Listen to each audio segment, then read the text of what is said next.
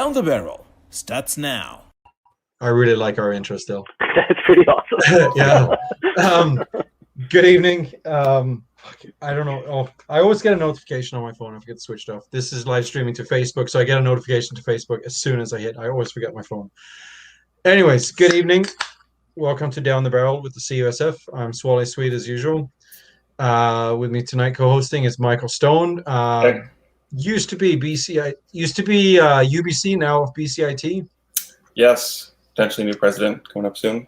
Oh, there we go, Mr. President. Yes. And then joining us today, we have Allan Harding and his buddy Stuart. Hi. And we're going to be talking about competitive handgun shooting. I'm going to give a quick shout out to our sponsors while I have my first beer, because I literally just got home like 10 minutes ago from work. And then, Michael, do you have anything new in guns that you want to do a little bit later on? Yeah, just a quick thing. Okay, all right. So I want to give a quick shout out first to Stittsville Shooting Ranges in Ontario. They're a sponsor of ours, and we have quite a few members that go shoot there. Cabela's Outdoor Funds. Every time you shop at Cabela's, when you round up your purchase, that money rounded up goes to their outdoor fund, which help fund programs such as ours.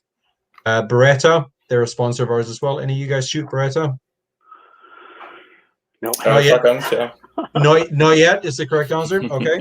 That's right. And then Vortex Nation. We had one of their representatives on a couple of episodes as well. Very nice fellow. So thank you very much to our four sponsors. And over to you, Michael. What's new in guns? Well, I just saw that 6 Hour just landed a big shipment of Cross 6.5 rifles in Canada, which we haven't seen here in a while. So it's a bolt action that comes in a sort of a chassis, it's a folding stock. And there was a big recall on these last year. It's a kind of a classic SIG thing. They release a new product and then immediately they get all recalled. But it seems like they've fixed the issue and they're back shipping them. It was a pretty serious issue though. You'd pull the trigger and then there'd be a delayed firing, which is pretty dangerous. What was causing that? Some trigger pack malfunction. I don't know. But SIG and their triggers have kind of been known to be problematic. So, 6 Hour Swiss, right? I thought they were German. Maybe they are. Yeah. Well, either way, Swiss German, aren't they supposed to be very? They are, but a lot of them are made in the U.S. though these days. Most of the stuff we get. There you go. You outsource to a third world country. Outsource to a third world country, and that's what you get. Yeah, there you go. Oh, sorry, lots of about almost half of our listeners from the podcast is America, so I apologize for that. All in good fun. I record this to sort of like I pull the audio off this and then I upload it as a podcast. So that can be found on like all streaming, like wherever you get your podcasts, as CUSF Down the Barrel. And we've got about almost 50-50 Canadian US listeners, and then we've got 1% or less Australia, and then 1% or less Germany. Oh, wow, that's awesome. Yeah, Germany, send your guns to Canada. We'll build them for you. There you go. All right. Well, shitty about. So sorry. What was the update? There's just a recall, or is there a part? Well, I'm just saying that these guns that were recalled, they claim to have fixed them all, and now they're back shipping them. That was the. Oh, so results TBA or what? Yeah, I mean, I haven't seen one in person, like one of the new ones yet, but they claim to be fixed. So, again, I would not be one of the first people to buy one of these things. Not. Yeah. I can't imagine trying to shoot with a delay on that. That'd just be weird. Well, that's going back. That's going back to the olden days, right? When you put your own powder in and then you shoot. And it's like, hey, yeah, flintlock. 1,000. Yeah, absolutely. All right. Oh, that's good. What's everybody drinking? I've got an IPA. There you go. From the 101, a local brewery here. It's pretty tasty. So we had a chat. Was it yesterday? We all talked. For the viewers and listeners, Allan is quite the beer aficionado. Putting it mildly. What was your number? 1,221. I think that's I'm at 1,221 distinct, like different beers. The actual number of check-ins is it's quite a few multiples of that, but and that's I've got another one here. That's not how many beers. That's how many different kinds of beers from all over the world. And I've got number 1,222 right here. I've never tried a Morning Mist IPA. Oh, I used to deliver beer for Persephone. Oh, really? Yeah, I used to deliver for a lot of beer companies. It was a company that specializes in delivering for craft beer. Yeah. I didn't do it very long, but a couple of breweries they used to slide us a 4-pack or a 6-pack once in a while. Thanks to the drivers. Nice. And I can never get over the hoppiness, to be honest. Oh, that's yeah. Wow. All beers I don't like. Even when I go out for craft beers now, I usually get a flight. Whatever I don't like, my wife finishes. She'll drink anything. But she likes like Guinness. She drinks stout. I can't stand that stuff. Wow. What are you left with? Just some lagers or lagers and pilsners. Yeah, I've got the gold standard here. Oh, Kokanee. That's a classic. Yeah. I'm usually probably 9 out of 10 times if I go out, I'll ask whatever's cheap on tap, please. Oh, do you know what? Off topic, sip. Sorry, we're talking about guns. Oh, that's right. Yeah. I think that was something we agreed on yesterday. Yeah. So every time we're too off. Yeah. Every time we're off topic, we'll take a drink. Yeah, I'm drinking a golden lager from a local brewery called Cameron's Brewery. It's about 20 minutes away, and I'd say as far as beer aficionado, I think my liver's a bit more intact than Allan's right now. So I'm at 160 different types, but I got a few years to go. So. Oh, you're just a kid. Yeah. You started a lot later on the Untapped check-ins, though. That's true. Yeah. I mean, for me, that's going from I think November 2011 or something like that. Yeah, and by then I was just a tot then, so. That's a drink. That's off topic. Huh. I just got actually a gun related question here. Rodney, for the listeners that aren't seeing this, Rodney asks, can someone ask Al why he shoots a rifle with an 18-inch barrel? So I'll leave that up on the screen. Do you want to just talk a little bit about yourself real quick? Sure. Yeah. I mean, I've been shooting for a long time. I mean, right from high school, which was many years ago. I won't get into dates, but I ended up stopping for a while and then got back into it in 2007 and got into the national team there. 2012, started competing internationally and have been doing it ever since internationally, other than the last year or two. But as with everyone, not doing much. But no doubt. Yeah. So I know Rodney. I went to school with Rodney, and we were just shooting this past weekend here. So I love this question because it's I just got this Ruger American, and it's the only thing that I could shoot basically, or I bought it because I've got a huge stack of 223 ammo, and my poor dear. My Wyndham weaponry is now deemed prohibited or whatever, so I can't take that to the range anymore. And I'm like, well, I need something to go through this ammo with. So anyways, Rodney was with me when I was shooting it for one of the first times. But yeah, it's got a bit of a flame that comes out of the front there, which is pretty cool. All right. But your thing is handguns. It is, yeah. But I mean, I love shooting my rifles as well, and I've got a shotgun too. So can't just be all about competition and training all the time. So got to have the fun guns. Yeah, Michael keeps trying to get me to come join him for shotgunning. One day. Yeah, I mean it's relatively inexpensive. I might just like $15 a round, pretty much. How much? Like between if you had like clays plus a box of shells, about $15 per round. Yeah, that's not bad. So I mean, I go play like 2-3 rounds in a day usually. It's kind of yeah, but you're off school now. Yes. Slacker. Yeah, no, we should give it a go one time. I've not heard anything. I'm still waiting on my new member orientation thing. Okay. Yeah, hopefully that comes soon. Yeah, there's a big backlog. Yeah, no doubt. Well, 2 years worth, really. Like that, yeah. Yeah. All right. So, well, why don't we talk to Stuart a little bit, and then we'll come back to you, Alan. Sure. Stuart, who the hell are you? Yeah, so basically kind of like a mini Allan. It's interesting. So I started shooting with my dad probably 2011. So I'm 21 right now. So when I was 11 years old, I started shooting. Instead of Saturday morning cartoons, it was Saturday mornings at the range, which was pretty sweet. And that was what we did. And I started doing some local competitions in 2014, maybe 2013. And turns out I was better than your average schmuck. So I started practicing a bit more. And I think the first kind of international debut would have been 2018 for a Junior World Cup in Germany. And that was a big one. And then more recently, 2019 was the Pan American Games, which incredible experience. And since there, it's kind of dwindled a bit with the current situation. But yeah, I've been loving the sport. I shoot air pistol as well, to clarify. So just air pistol right now competitively. When I have money and something else, I'll probably get into shooting like rifles and shotguns on the side. But right now, it's just air pistol. Yeah. Yeah. So you're strictly pistol, like competitively? Yes, yeah. I've tried a rifle, and I don't know how they stay so still, but it's not for me. So pistol is more my style. Yeah.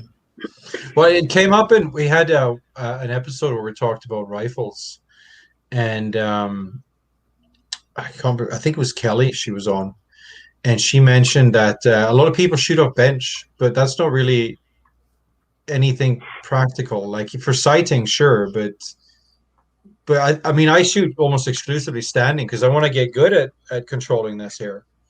And I don't know. I mean, teach their own. I guess you depends why you're shooting and stuff. But I like as many variables as possible so I can kind of work on myself. Sounds like you should just be a pistol shooter then. Maybe. I mean, I've got my. I don't own any handguns right now, but I mean, I don't know. I've been looking at what is it? The Ruger Mark IV, I think it is. It's a good one. Yeah. Apparently that one's quite like you just one pull and it's open to clean and it's a bit of money. This elusive Mauser of mine is still out there somewhere that I gotta buy. That's priority. I've been talking about that rifle for almost a year. I want to buy, but all right. So and Allan and Stuart, you guys know each other through competing? Through competing, yeah. We've gone, I guess, on a few trips together now. I was actually looking at some old photos today. And yeah, we've been to Mexico, the Netherlands. Where else have we shot at? I think internationally, that's about it. Yeah. Yeah, but two times to the Netherlands, wasn't it? Or, no, it was just the once. Once to the Netherlands, okay. Yeah, it was a pretty epic trip, though. So for you high flyers, what are some like shooting destinations? Like where in the world is competitive shooting or competitive handgun shooting? Where is that popular or big or? I'd say. Sorry, go ahead. Well, I was going to say like Europe. Europe, yeah. Because I mean, like Bulgarians are weightlifters, and Turkey are powerlifters, and somewhere else are wrestlers. Like what country? Like Austrians, they downhill ski. That's their thing. Like what countries? So India is huge in shooting. I mean, really? They've got I think their only gold medal at the Olympics is in rifle shooting. So they put a lot of money and invest in their teams there. Recently too, yeah. Munich, Germany. I mean, the ISSF headquarters was there for a lot of years, so that was kind of the center of the universe for a long time. And Changwon, South Korea, the world champion in multiple events, he's there, and that venue is just amazing. It's like it's almost like a campus type thing. Like it's just crazy huge. Really, eh? That's pretty cool, and that's across the globe. Like that's Asia, Europe. Anything? What continents are left? South America and Africa, right? Yeah, South America. Stuart, you've been to the range there in Peru. South America. They built a range in 2019 for the Pan American Games. It was the first time hosting it. So, massive concrete facility. Looked a bit. Well, it was a lovely range. Let's put it that way. Is huge, and it could store, or so many shooters could go at once. So. I think they're hosting the first championships this year. So they're going to keep using the range, which they should, in the facilities. So it might become another hub. Never know, because they built there's a whole Pan American village. It was like mini Olympics village. Because all different sports, many different types of, all walks of sports that came there. So there's a lot of facilities for it. And yeah, so hopefully that'll become the next thing. Yeah, that's right. Where is it? The last Olympics was in Rio. I was at a test match, the World Cup, just before the Olympics in, when was it, 2016. I'm losing my track of my years here because they shifted the Olympics once. That range is pretty nice too down there as well. It's just a beautiful range there. A lot of investment goes into ranges and things at an Olympic host. Even for the Pan Am, yeah, it's pretty good. I would imagine though, I'm going to move this because I forgot to plug it in. That's a drink. Yeah. I would imagine, because all you really need is a backstop and distance. Because I mean, you don't have to put a track down. You don't have to put a fucking swimming pool down or a soccer pitch or whatever, right? So I mean, I would imagine for shooting, you just need a backstop, really. Depends what it's for. Yeah. What discipline, right? Mm-hmm. Yeah. So for shotgun, they have their whole like for trap and skeet, right? They've got their whole, the backdrop might be, I think it's green in Peru. They made it like a full green backdrop so you can get good contrast between the clays, the orange clays, and then the background. That's a good idea. So it's like a level playing field for everyone there. But for air pistol, all you need is, well, you could just have a sheet of wood behind it, right? Yeah. But I think lighting was a big thing too. They want to have even distribution of light across everything. Enough. So. Mine with a green background though, there's be some amazing green screens you can put behind that. Shooting plays. It reminded me of shooting a trap in the winter in the snow in January, and that was incredibly difficult. That was one of my worst scores of the whole year. I shot a 15. That was the best I could do. Oh, you did it. What was the issue there? Well, it was actively snowing, and it was picking up an orange clay against a white background is really tough. I found that I switched from a clear lens to an orange lens. That helped a bit, but that was still a tricky one. Yeah, fair. I guess when it's snowing, it kind of. Sorry, go ahead. I was just gonna say, let's just blame it on the temperature instead. Yeah. Well, it's like, when you're driving and it's snowing, like high beams or low beams, oh, they're both equally crap. Yeah. Is night shooting a thing in Canada? Are you allowed to shoot at night? Yeah. I mean, I'm not. I can have a quick answer to that. So like there are certain ranges that if they don't have any sort of municipal restriction on like times of discharge, like they're far enough away from the city, they're not going to disturb anyone. Like they can totally shoot all day, all night. I think Abbotsford, certain members are allowed to go at night. Like they just have a key and they can just go in and do whatever they want. They used to have night 3-gun shoots. That used to be a thing. Right? Yeah. Yeah, at Pitt Meadows, and it was quite popular until it got shut down for safety reasons. But essentially, they would do it so like the whole everybody would turn their headlamps off, and then it'd be just you and your weapon light, and that'll be it. And then everybody would go around with those little like red headlamps so you don't ruin your night vision. Those are really fun. I guess the safety issue was that there's sort of like reasons to disqualify somebody for, say, like breaking 90 or having their finger in the trigger, that type of thing. And you really can't tell at night if somebody's doing something unsafe. And that was true kind of enough. The nail in the coffin. But I mean, they did it for years without any issue. I guess part of it was that they would only advertise it to people who were very experienced and they could kind of trust. But yeah, there's a lot of trust involved, certainly. Yeah, no doubt. Are tracer rounds legal for civilians? Yeah, they're very hard to buy. I think it's like you can't import them, but you can sell them. That's my understanding. It's like steroids, I guess. Yeah. It's like a quasi-legal thing. That's a drink. That's great. Right. There's no shooting once. Sorry. Yeah, I was going to say ISSF, like competitions, those kinds of things. There's none of the outdoor. I mean, the indoor shooting, which wouldn't be affected by day, like night or day kind of thing, would be. Yeah. That might be something, but there's no actual like night shooting where like 50-meter prone is not going to be shot at night or anything like that. What distance? I mean, it could if it's like it's all lit up or something. But what distances do you shoot with your handgun?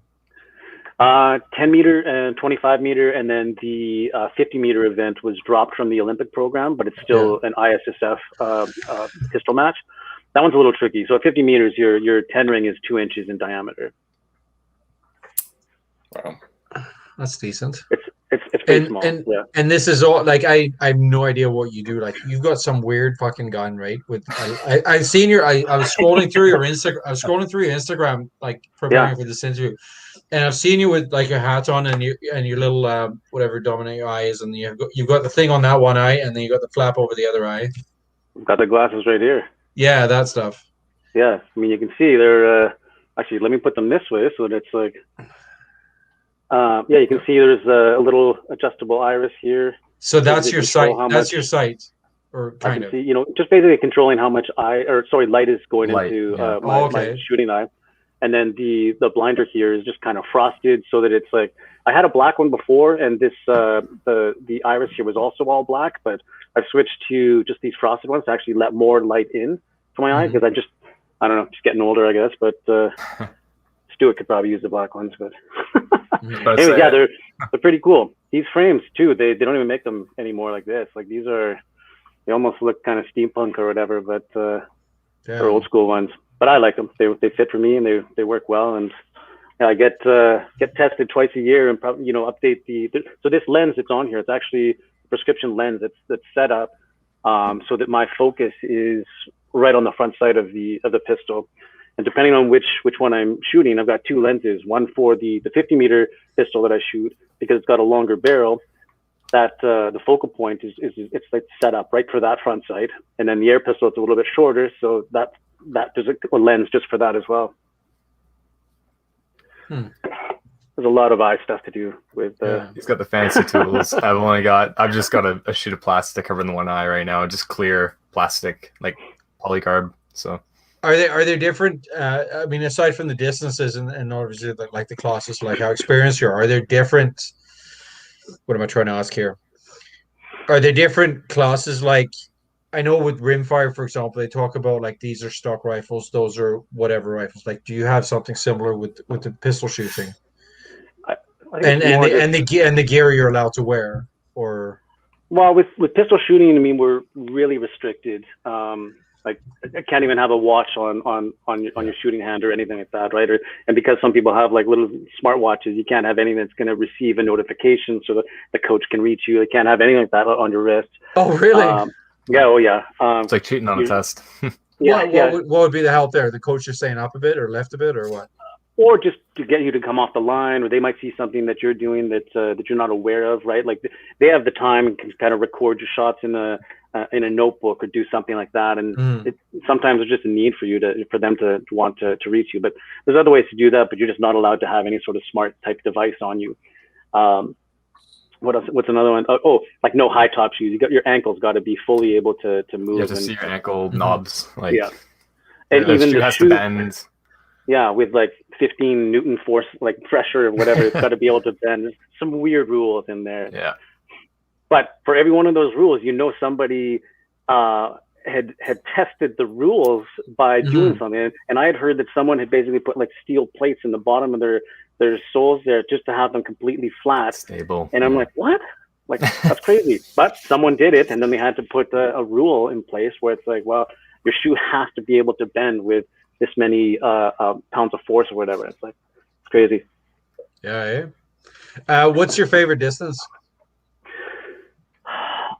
For me, like I enjoy the 50-meter pistol. To me, that's like the Formula One of pistol shooting. It's like it's the most difficult, I find. You're shooting a 22, and it's I don't know, just that distance, the length of the barrel between the front sight and rear sight. You have to be very in the zone and just focused on that moment, because just the most subtle movement. I mean, you pick that up. Like even when you're holding a rifle, you can see that. On a pistol with the barrel is like, probably, well, this makes no sense on the camera here, but it's long. Yeah. But it's those subtle movements, you really notice it, especially when you're shooting with one hand, right? Just off to the side, trying to do that. Okay, how do you position yourself? Because I've seen like the YouTube videos taking the piss out of different shooters, and it's this guy and whatever, and then it's a competitive shooter who does like that. Yeah. That, right? So you're saying it's off to the side?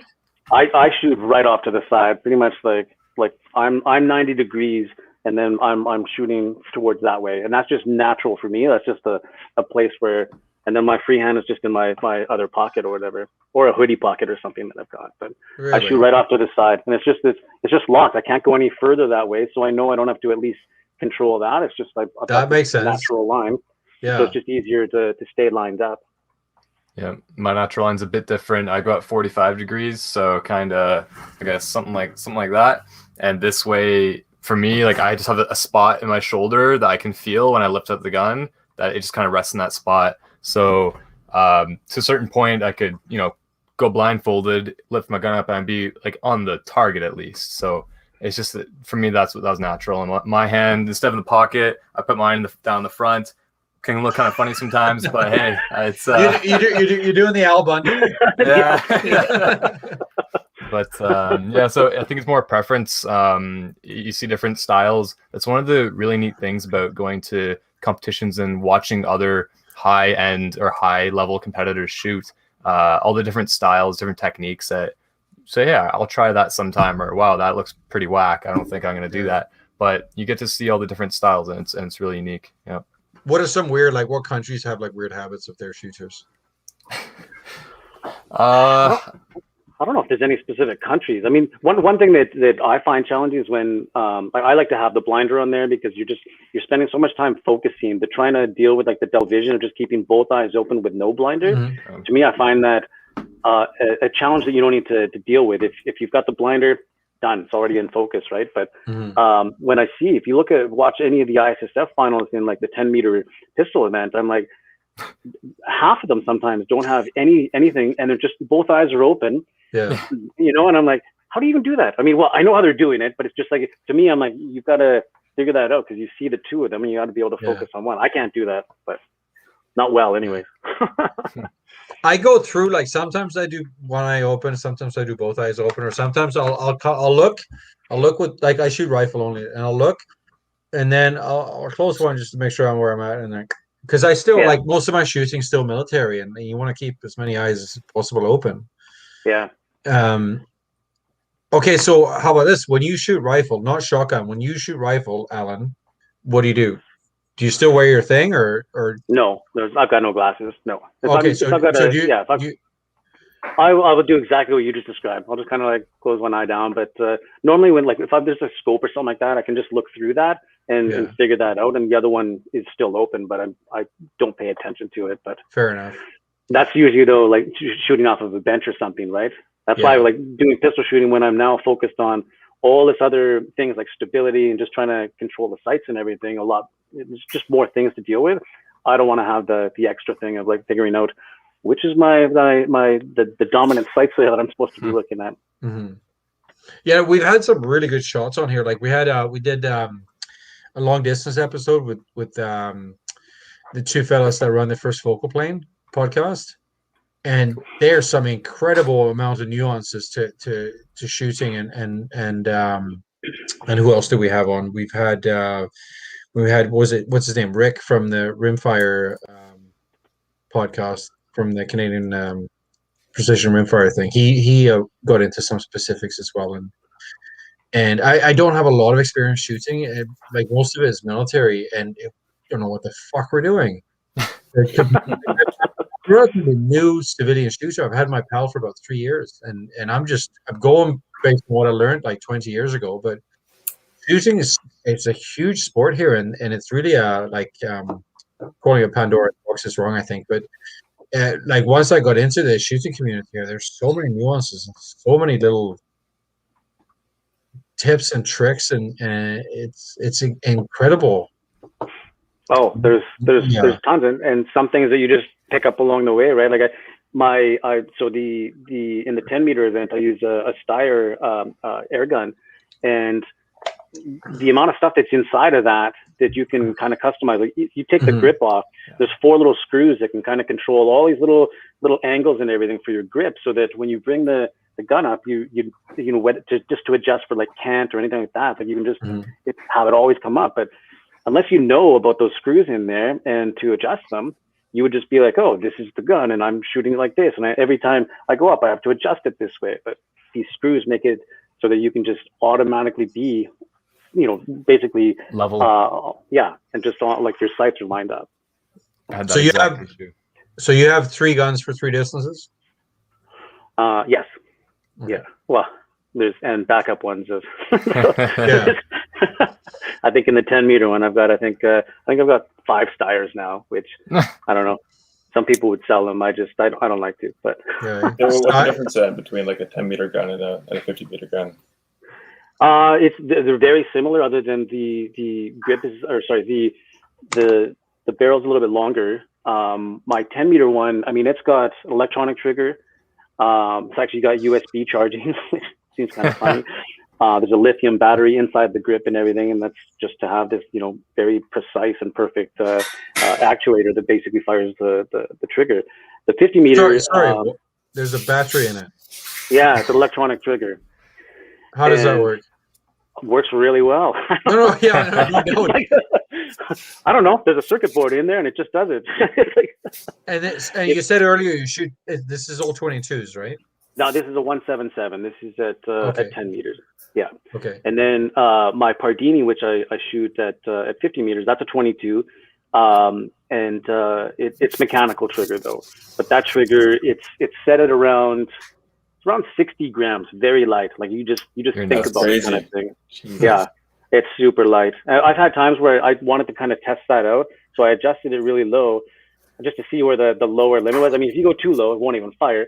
So I just cranked it, a little bit above that. And I remember being at my position there, and this is like a practice session, so it wasn't a competition, but this wind kind of came up, and the shot went off and just like went into the ground. And I'm like, okay, maybe that's too light. If just a little puff, a little gust of wind there is gonna shoot it. So now it's around 60 grams, so about the weight of a bag of chips, basically.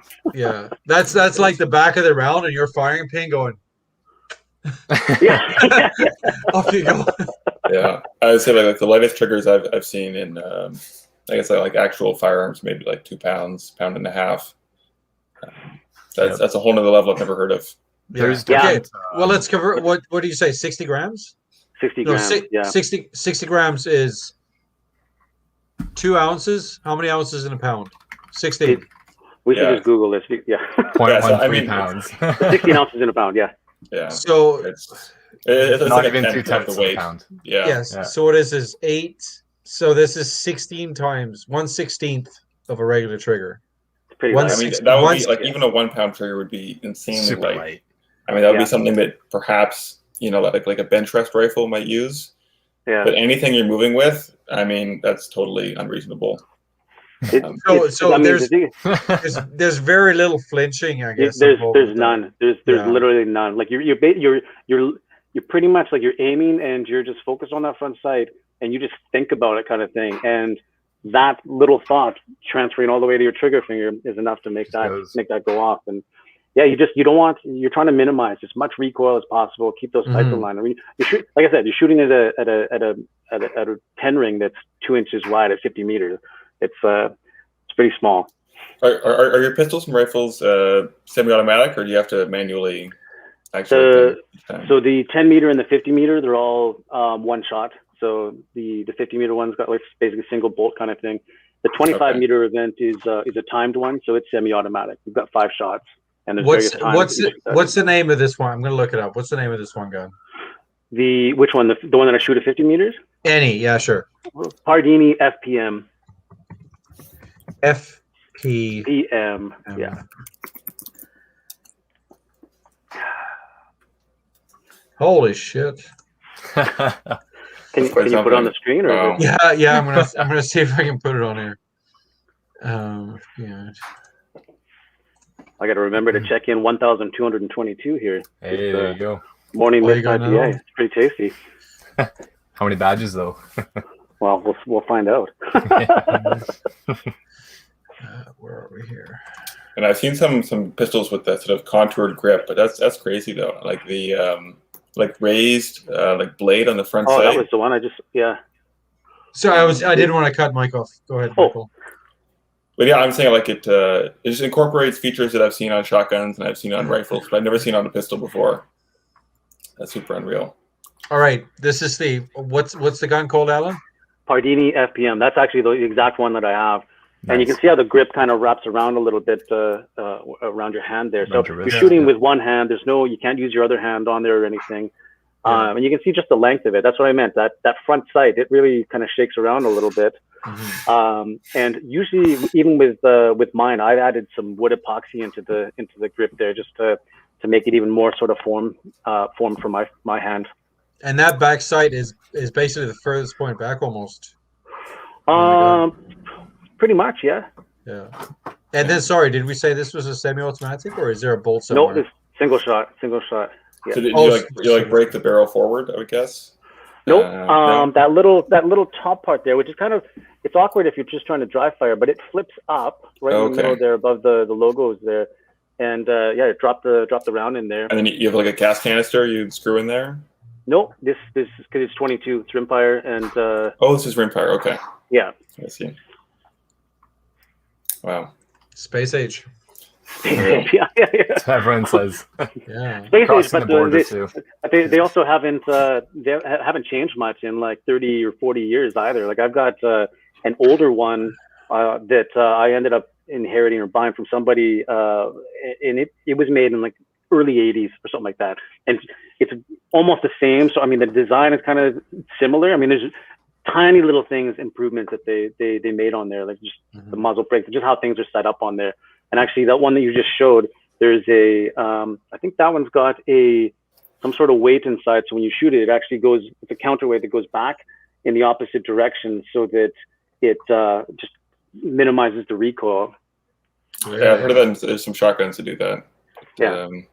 Also, like that. There's a fancy AK that does that too, like the AK 103, I believe. Anyway, that's a whole other thing. Oh, what's the balance like in the pistol? Like very rear heavy, or? Depends on the pistol, but yeah. So what is like an ideal balance then? Like where do you want it to be? I have to think about this, because now I've just done it so many times. It's just secondhand, second nature. Yeah, and because you can adjust the grip and everything, so that it's just like you're always lined up. Well, I shouldn't say you're always lined up. I make it sound super easy, but well, it is actually. It is, no problem. Yeah. I would imagine like little weights that you can probably adjust in it. That's like a common. There are, definitely, yeah. Especially on my Steyr. I don't know if you want to look this one up. It's Steyr Evo 10. Sure.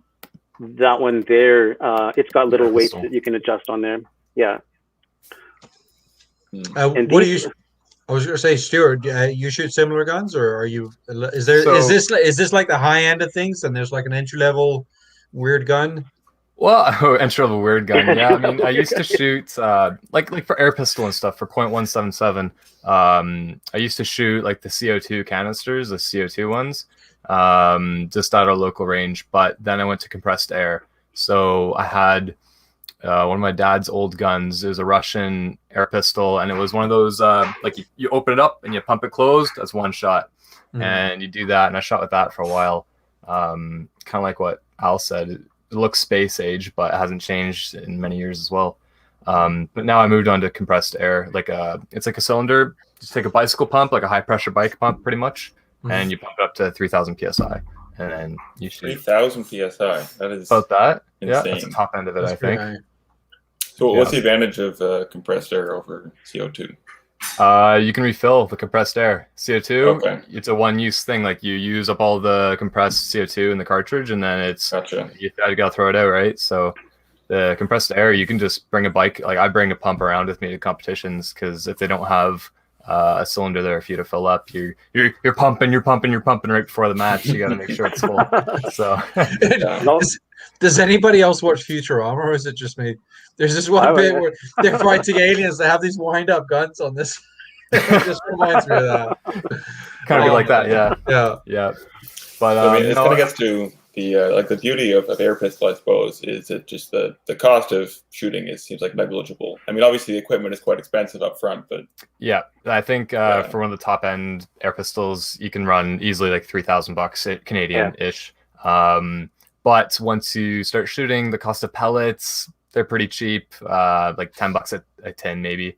And a tin would last you many competitions. There's 500 pellets in a tin.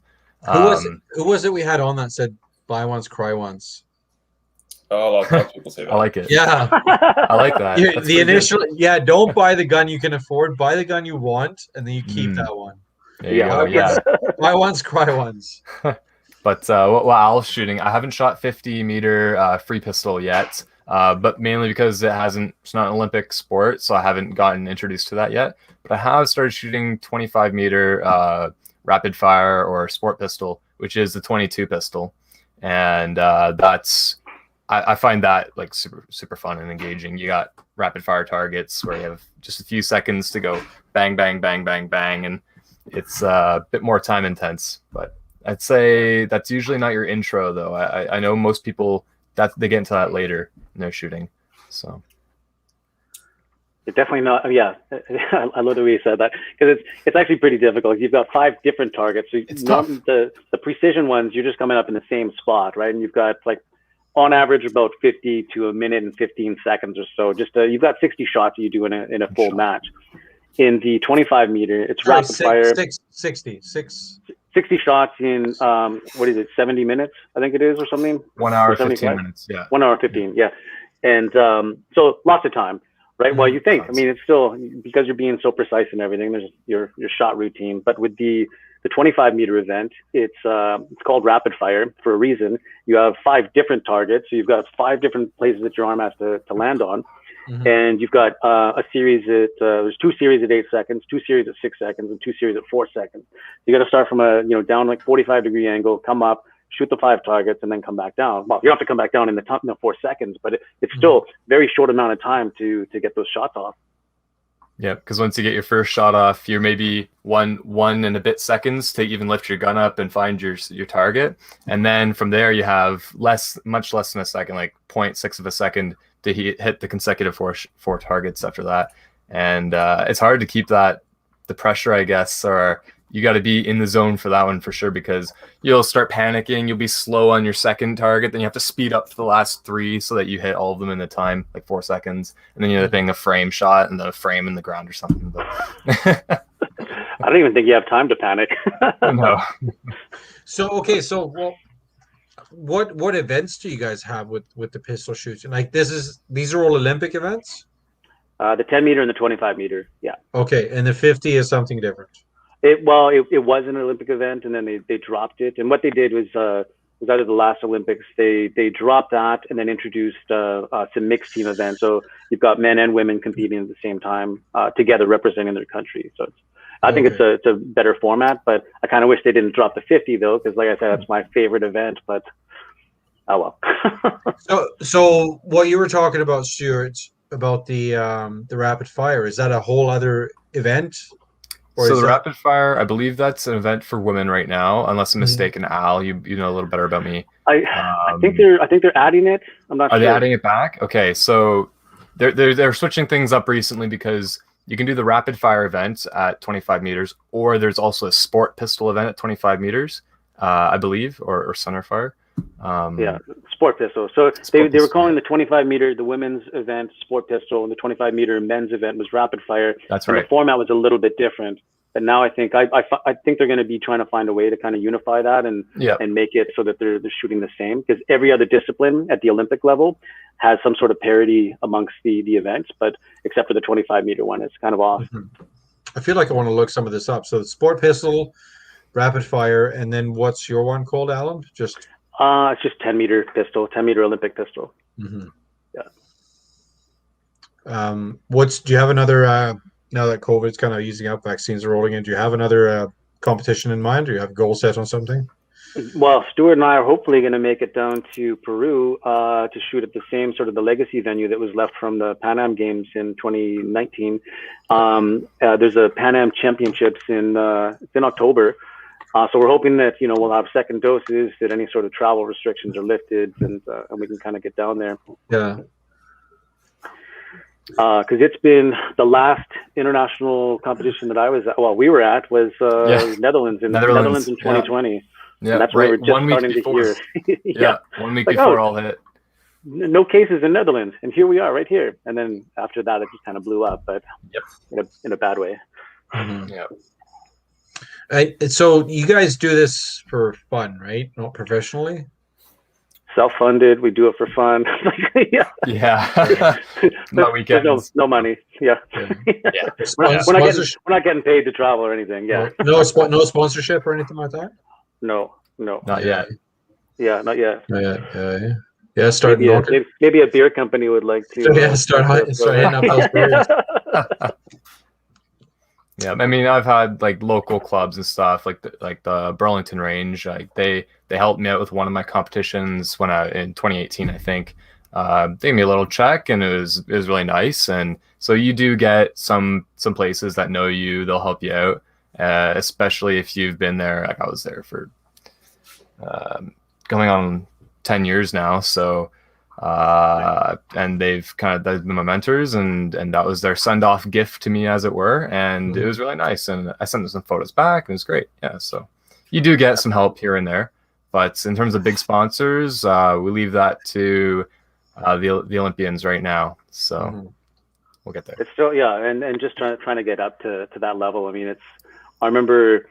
I think the lead up to the last Olympics, I figured out it was going to be about 15,000 per year to get to the various international events, just to pay for training, ammo, different things like that. Flights, man. And flights, is a big one. Yeah. So it all adds up, right? But I mean, that's a lot of money to put out every year just to try and make it to something where it's like there's no guarantees you can get there, but that's the passion part of it, I guess. Yeah. And with every competition where I head out to Netherlands, I made sure I was there. I think I took an extra week earlier so that I could go around. And when you're in Europe, every country is like a 1-hour train ticket away. Yeah. So I made sure I was able to explore and kind of enjoy it too. So it's a dual purpose thing, which is always nice. So. Oh, you've been on our last trip. That was fun. Yeah, exactly. And we hit the Heineken place in Amsterdam there. Yeah, of course. So is there like a Team Canada for this that you guys travel with, that you guys are a part of? Yep, definitely. Yeah. It depends on the events, but for example, the Pan American Games in 2019, there were selections and stuff for that, and the team got together, and we didn't fly together, but you saw each other at the airport. And once you get there, you're like a little flock of geese walking around the Pan American village. So you got a crew. Yeah. So I've got two questions. I'm going to ask them both now, but we'll do one at a time. The first one is how would one get into competitive shooting, like this kind of competitive shooting? And the second one we'll go to later. Is there any transferable skills from this to your average handgun shooter? So starting with the first one, how would a person get into what you guys do? So I would recommend, there's lots of provincial, like the PSOs, like the provincial sports organizations around for like ISSF style shooting. There's also the Shooting Federation of Canada. That's got a lot of resources on there on what you need to do in terms of like kind of climbing through the ranks, getting up to that, and all the resources there in terms of like which events. There's high performance team trials, which happen usually once a year, and that's how you can qualify for the team. When nationals, those kinds of things, you have to be at nationals every year to even be able to qualify. But Shooting Federation of Canada, SFC, -ftc.ca. That's right. Yeah, that's a good resource and place to start for ISSF style shooting. That's where I would go. And what are some entry level costs for what's a cheap word gun? You can shoot with anything, like the old Russian pistol or Russian air pistol I used to shoot with my dad. Yeah. Things probably a couple $100, but in terms of precision, that's the low entry point. Because if you just started shooting with a CO2 cartridge, they're actually not that accurate, and you would notice a difference at 10 meters. There's a lot of variation. It's not competitive. So I think with a couple $100, like maybe you could go and you could probably find a used one for $300-400 for just like a cheap pump one. Yeah. Yeah. But you're going to quickly want to have a better one after that. Yeah. Well, what would be the next step up? Like, say somebody they've been shooting for a while, they don't want to go the air or the CO2 route. If they want to shoot 22, what was the other? What calibers did you say are common with this? 22 and 22, 177 and 22. Yeah. Those are basically it. It's all rimfire. Yeah. Okay.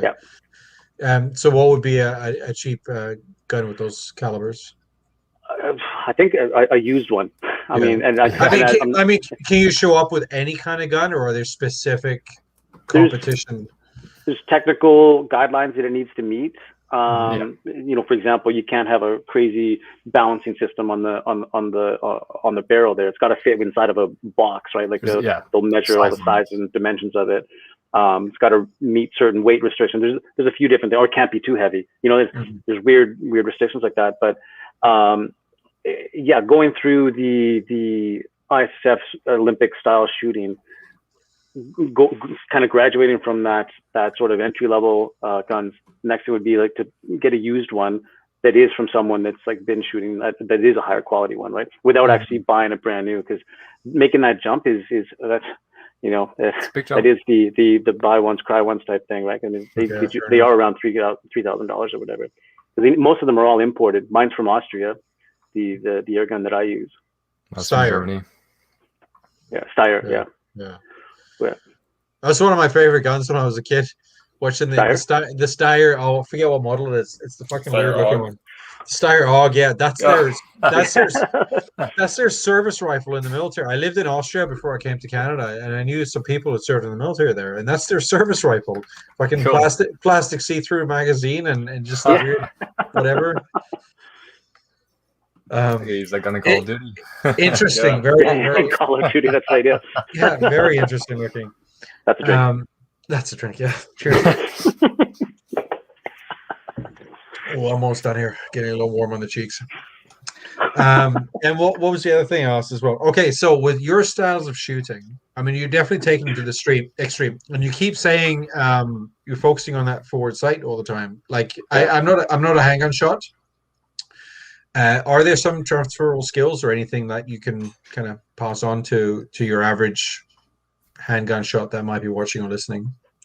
I think within the pistol discipline, for sure. I mean, the way that I would shoot any pistol is pretty much the exact same, whether it's a competition one or if I'm just out with my, you know, CZ Shadow or whatever, just shooting a 9mm. It's very much the same thing, other than I might be using two hands or whatever, but I try not to. Yeah. But but yeah, a lot of the fundamentals are all technically very much the same.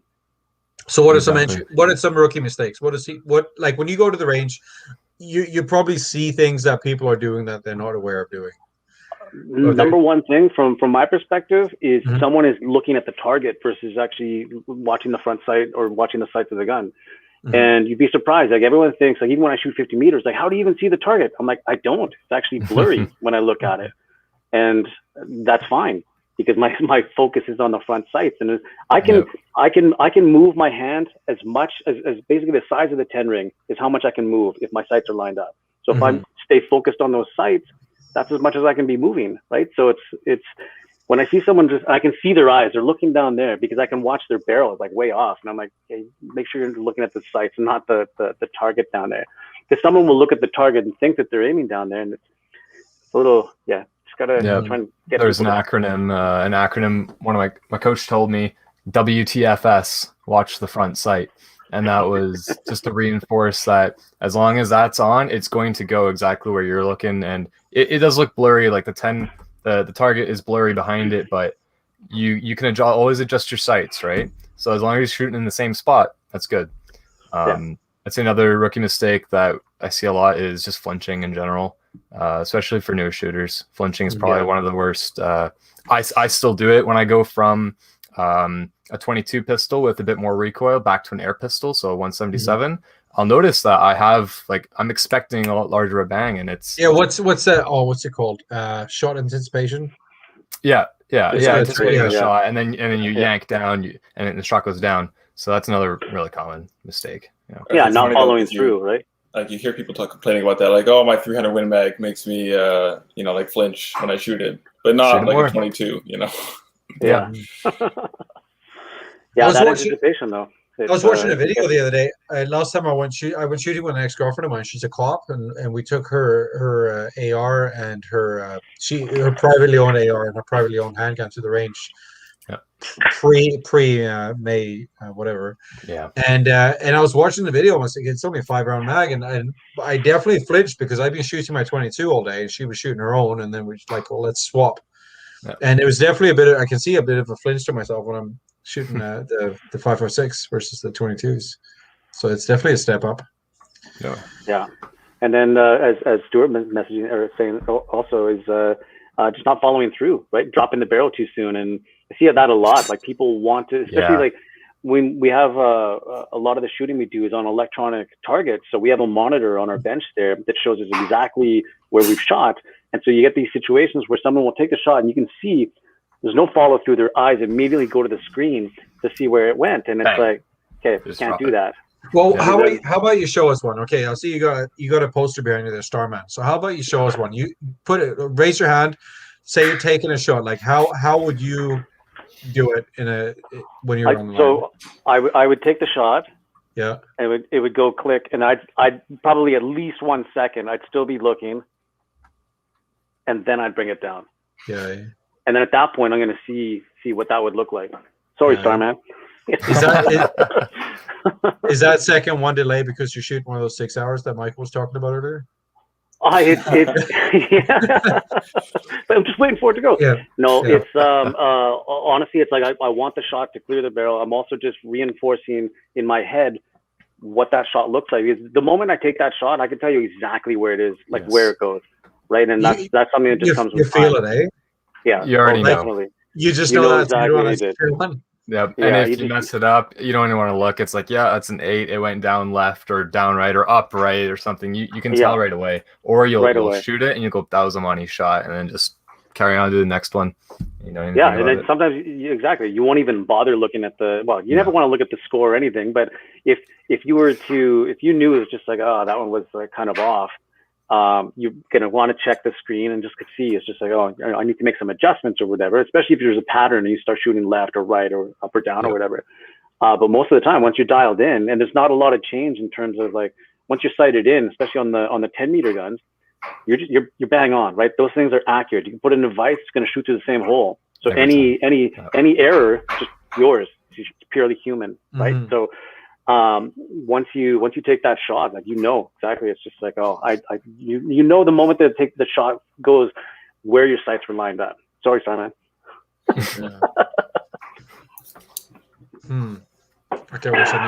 wish I was a better shot. Do you find a lot of these skills transfer over to rifle, or is it different? Because I know who did we have on? I think it was Travis from Vortex. He was talking about belly breathing.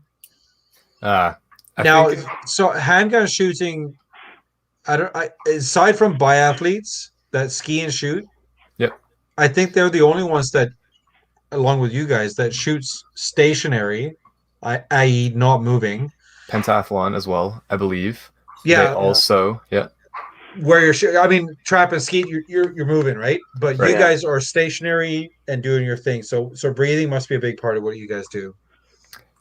Yeah, I'd say, well, to answer your first question, transferable to rifle, I think most of the trigger discipline skills are transferable. So getting that trigger feel, having that sort of follow through, it's the same methodology, so you can still apply that. In terms of belly breathing and controlling your breath, at this point it's second nature, but I find I do have a routine where as I'm lifting the gun, I inhale, and then there's a point where I do stop and I just stop breathing for maybe 4 or 5 seconds until I get the shot off. Or if it takes too long, then I'll have to abort the shot. Aborting is where I'm not going to shoot this, put it down, because if you don't breathe for more than that, your vision starts to go. So there is some control that you need for in terms of breath. Yeah. Yeah. And I would say that for me, my shot routine, whether it's a 10 meter or the 50 meter, that inhale, exhale, and the number of breaths that I take, all of that is exactly the same every single shot.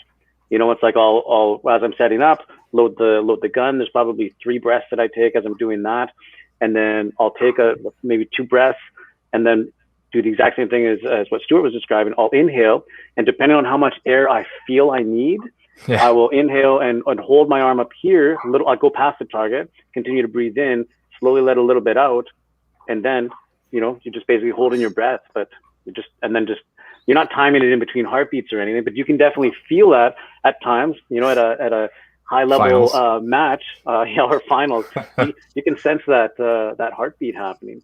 Yep. I So remember. you guys both actually hold your breath when you take that shot? Yeah. Yeah. Yeah, In just trying terms to of minimize heartbeat. the amount of movement, right? Like, there's no Yeah. point if I'm breathing in, I'm moving a different part of my body when I'm doing that. So Yep. if I'm just holding air, don't have to worry about that. And Mhm. like Stuart said, if you're doing it between 5 and 13 seconds or so, it's kind of like that peak range. Anything after that, you're gonna get wobbly. Yeah. Mhm. And to kind of go off what Al said, like you're not typically shooting in between heartbeats, but sometimes during finals, the pressure can get to you, and it's all more mental.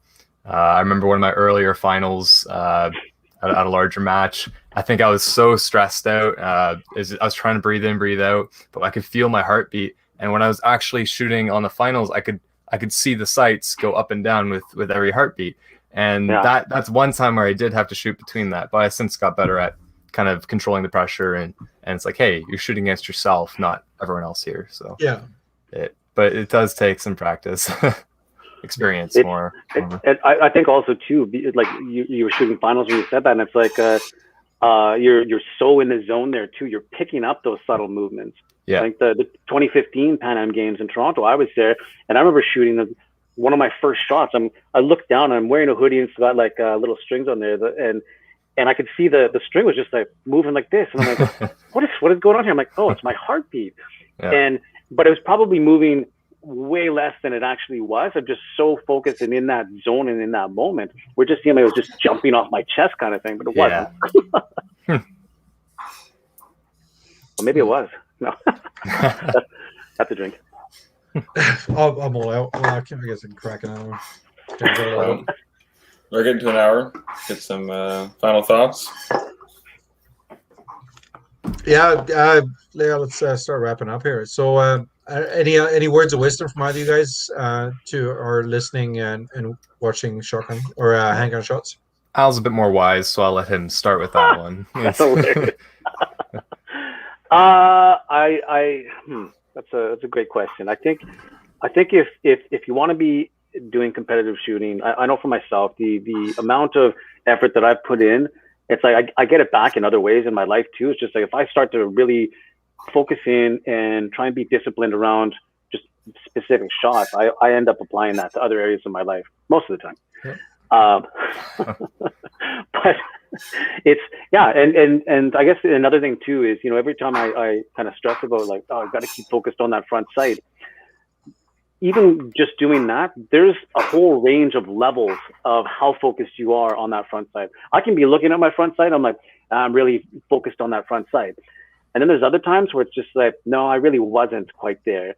And you got to go deeper. Like, you always have to go deeper. Even when you think you're super deep into it, there's still another, more depth to it, where you end up getting to that point where it's just that you turn that shot, which might be a 10.0, goes to a 10.4, 10.5, or up to 10.9. Closer to dead center. Yeah. I'd say in a more general and more broad sense, for words of wisdom, the time that you put in, it will directly translate to results out, as long as you're training to train. And if you're shooting and you're actively working on something, like today I want to work on my trigger control, or today I want to work on my process of consistency, how I lift the gun every time, you will see results come out of that. But it is the time you put in, and you'll see that directly come out. So yeah, I guess that's transferable to all aspects of shooting, I guess. Yep. It's just building, like you were. And life in general. Oh yeah, no, I think Al, you were the one that said like you want to take as many variables as possible out of it. Like, yeah. I'm gonna have to look up some videos of you guys shooting. Do you guys have anything on YouTube? I think I might have one. I think most of my stuff's on Instagram, but yeah. I'll give you a follow. Hey, I saw Alan. You're a BC boy as well. Hey, how much does one hipster weigh?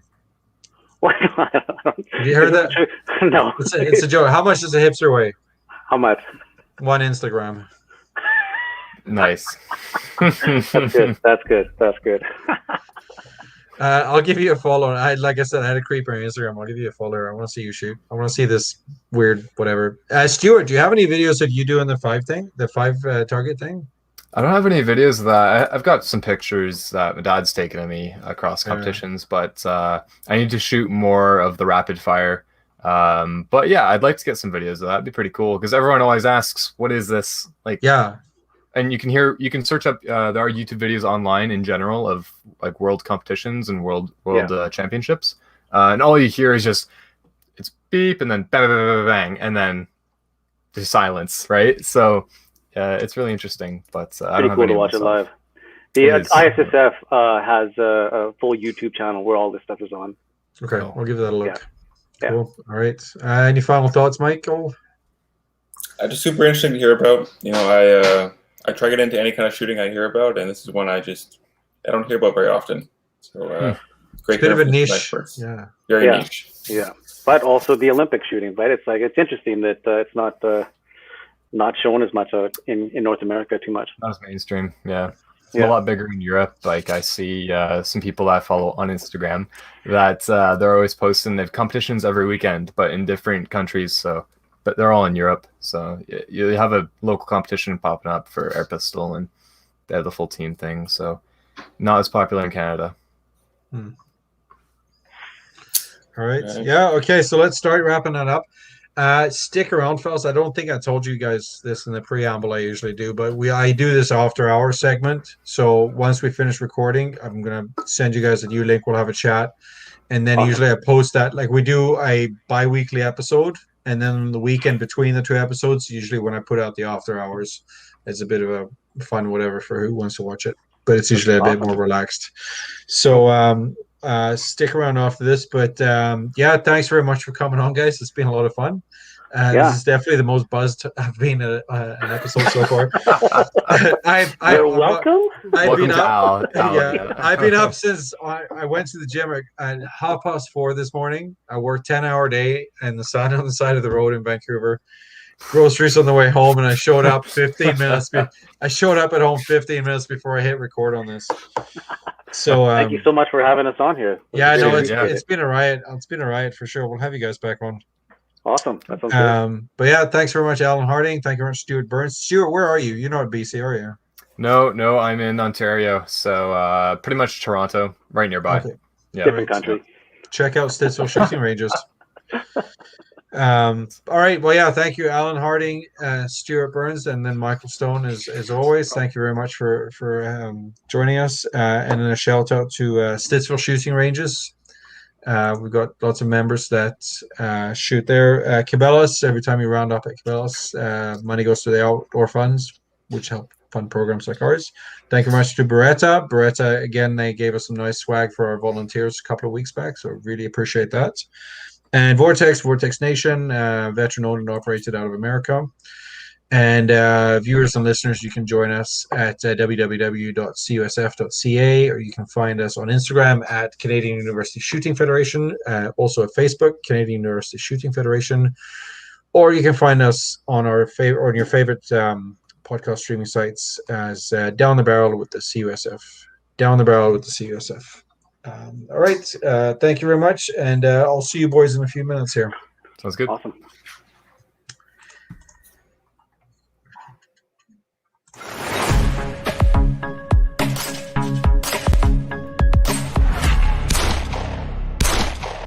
Thank you again for tuning in. We meet again on the next podcast.